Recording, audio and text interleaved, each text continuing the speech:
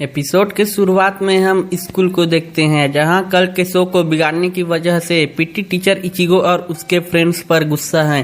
तात्सुकी बोलती हैं रुकिया और इचिगो टीवी में दिख रहे हैं, इसलिए आपने उन्हें यहाँ बुलाया है, लेकिन मेरा और ओरी हिमे का यहाँ होने का कोई मतलब नहीं बनता। ये बोल के ये दोनों यहाँ से चले जाते हैं। केइगो भी चुपचाप निकलने की कोशिश करता है, लेकिन टीचर उसे पकड़ लेता है और बोलता है तुमने उसे रोकने के लिए कुछ नहीं किया, इसमें तुम्हारी भी गलती है। फिर रुकिया रोने की एक्टिंग करने लगती हैं, जिससे बेचारे सर पिघल जाते हैं और उसे चुप कराने लगते हैं। इतने में ये सब मौका पा के चौका मार देते हैं। सर इन पर चिल्लाते रह जाते हैं और जब पीछे देखते हैं तो रुकिया भी गायब थी। उसके बाद ये सब क्लास में जा रहे थे। केइगो कहता है कि आज वो लोग सिर्फ रुकिया की वजह से बच गए। तभी रुकिया का फोन बजने लगता है, जिसका मतलब आसपास कोई हॉलो है। रुकिया इन सबको बोलती हैं कि उसे इचिगो से अकेले में कुछ बात करनी है और वो दोनों यहाँ से निकल जाते हैं। ये सब सोच के हैरान थे कि बार बार ये दोनों कहाँ चले जाते हैं। फिर ये लोग भी जाने लगते हैं। तब चैड क्लास के विंडो पे एक लड़के को देखता है जो इन्हें ही देख रहा था। उसके बाद जब इचिगो और रुकिया हॉलो के लोकेशन में पहुंचते हैं तो देखते हैं कि वहाँ कोई हॉलो नहीं है, सिर्फ एक स्पिरिट बैठा हुआ है। इचिगो उससे पूछता है कि कहीं गलती से तुमने ही तो हॉलो को नहीं मार दिया। स्पिरिट बोलता है कि वो बहुत डर गया था, उसे लगा कि वो अपने ऊपर ही सुसु कर देगा। फिर रुकिया पूछती है कि क्या किसी और ने हॉलो को मार के तुम्हें बचाया है। स्पिरिट बोलता है कि उसे पता नहीं, वो बहुत डर गया था इसलिए उसने अपनी आंखें बंद कर ली थी। ये दोनों हैरान थे कि आखिर हॉलो को किसने मार दिया। फिर इचिगो उस सोल पर कॉन्सो परफॉर्म करने लगता है और ऊपर से वही विंडो वाला लड़का इन्हें देख रहा था। उसके बाद सब लोग स्कूल में अपना रिजल्ट देख रहे थे। ओरी हिमे 3rd प्लेस में थी और केइगो ये देख खुश था कि उनके ग्रुप का कोई लड़का टॉप 50 में नहीं है। लेकिन मिजिरो उसे ध्यान से देखने के लिए कहता है तो वो देखता है कि इचिगो तो 23rd रैंक पर हैं। केइगो रोते हुए इचिगो से पूछता है कि तुम इतने ऊपर कैसे आ गए। इचिगो बताता है कि उसने उसके घर में कुछ करने के लिए नहीं था, इसलिए उसने पढ़ाई कर ली थी। फिर केइगो चैट से पूछता है कि कहीं वो तो टॉप 50 में नहीं। चैट इशारा करके उसे बताता है कि वो 11th रैंक पे हैं। ये देख के केइगो और मिजिरो हैरान रह जाते हैं और इनसे नाराज होके रोते हुए भाग जाते हैं। फिर इचिगो सोचता है कि 1st प्लेस में कौन है, तो वो देखता है कि अमेतात्सु इशिदा नाम का एक लड़का 1st रैंक पे है। इचिगो बोलता है कि उसने ये नाम कभी नहीं सुना है, तो ओरी हिमे बताती हैं कि ये इशिदा उरियू है।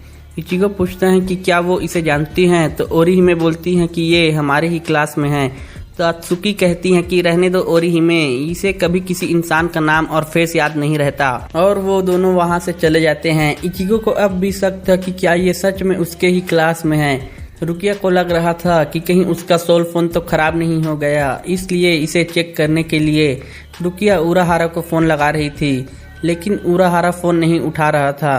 तभी रुकिया को फिर से ऑर्डर मिलता है और रुकिया जल्दी से इचिगो को साथ लेकर उस डायरेक्शन में जाने लगती है। जाते हुए इचिगो उसी चश्मे वाले लड़के से टकराता है और उसे सॉरी बोलकर चला जाता है। उसके बाद रात हो जाती है और इनको अब भी कोई हॉलो नहीं मिलता। इचिगो रुकिया को बोलता है कि अपने इस घटिया फोन का कुछ करो। फिर इचिगो अपने बॉडी में चला जाता है। तभी वहाँ पर वो चश्मे वाला लड़का आ जाता है और इन दोनों को गुड इवनिंग बोलता है। इचिगो उससे पूछता है कि वो कौन है, लेकिन वो लड़का उल्टा इचिगो से ही पूछता है कि तुम स्पिरिट को देख सकते हो, है ना। ये सुनकर ये दोनों हैरान रह जाते हैं। तभी ये लड़का कुछ सेंस करता है और बोलता है कि एक नया हॉलो अपीयर हुआ है। फिर रुकिया का फोन भी बजने लगता है। इस लड़के ने रुकिया के फोन से पहले ही बता दिया कि हॉलो अपीयर हुआ है और ये भी बता देते हैं कि हॉलो किस डायरेक्शन में है। फिर ये लड़का बोलता है तुम्हें बेसिक्स भी नहीं पता और खुद को सोल रिपर कहते हो। फिर उसके हाथ का लॉकेट चमकने लगता है और उससे एनर्जी निकलता है जो धनुष बन जाता है, जिससे ये लड़का यहीं से खड़े खड़े ही उस हॉलो को मार देता है। ये सब देखकर रुकिया और इचिगो सरप्राइज हो गए थे और इचिगो उससे फिर से पूछता है कि वो कौन है। वो लड़का बोलता है उरियू इशिदा, एक क्विंसी, और मैं सोल रिपर्स से नफरत करता हूँ। इचिगो को समझ नहीं आता तो इशिदा बोलता है मैं कह रहा हूँ मैं तुमसे नफरत करता हूँ कुरोसाकी इचिगो। फिर ये सीन यहीं पे कट होता है और अगले दिन स्कूल को दिखाया जाता है। इचिगो अब भी इशिदा के बारे में सोच रहा था। इचिगो इशिदा का नाम भूल गया था और गलत गलत नाम प्रोनाउंस कर रहा था। तभी वहाँ ओरिहिमे आती हैं और बोलती हैं, तुम इशिदा का नाम ले रहे थे, उसका नाम उरियू इशिदा है। इचिगो बोलता है कि तुम्हें तो बहुत जानकारी है ओरिहिमे। तो ओरिहिमे बताती हैं कि वो दोनों हैंडीक्राफ्ट क्लब में हैं, इसलिए उसे इशिदा का नाम पता है। इचिगो ये सुन के हैरान हो जाता है।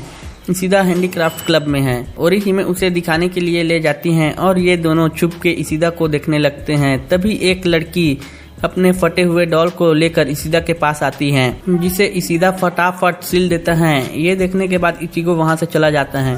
फिर जब इशिदा घर जा रहा था, वो अचानक से रुकता है और बोलता है, क्या तुम मुझे मेरे घर तक फॉलो करोगे इचिगो कुरोसाकी? इचिगो पूछता है कि उसे कब पता चला। इशिदा बोलता है, जब से तुम और ओरिहिमे मुझे छुप कर देख रहे थे। इचिगो बोलता है कि तुम तो काफ़ी तेज हो। इशिदा बोलता है कि तुम्हारा स्पिरिचुअल एनर्जी हमेशा बेवकूफ़ों की तरह लीक होता रहता है और मुझे लगता है कि तुम्हारे पास हाई स्पिरिचुअल एनर्जी वालों को डिटेक्ट करने की एबिलिटी नहीं है। प्रूफ तुम्हारे सामने है कि तुमने कभी मुझे नोटिस नहीं किया। इचिगो कहता है कि उसे लोगों के चेहरे याद नहीं रहते। तो इशिदा बोलता है, मैं उस बारे में बात नहीं कर रहा। जब से तुमने स्कूल में इंटर किया है तब से मैं जानता था कि तुम्हारे पास अनयूजुअल स्पिरिचुअल एनर्जी है, और ये भी कि तुम मई मंथ के बीच में एक सोल रिपर बने थे, और मुझे ये भी पता है कि रुकिया कुचिकी कौन है।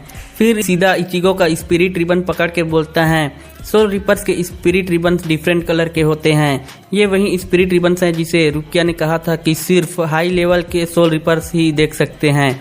इशिदा इचिगो को डुएल के लिए चैलेंज करते हैं और बोलता है कि पता चल जाएगा कौन ज़्यादा स्ट्रांग है, और ये भी कि सोल रिपर्स इस दुनिया के लिए ज़रूरी नहीं है।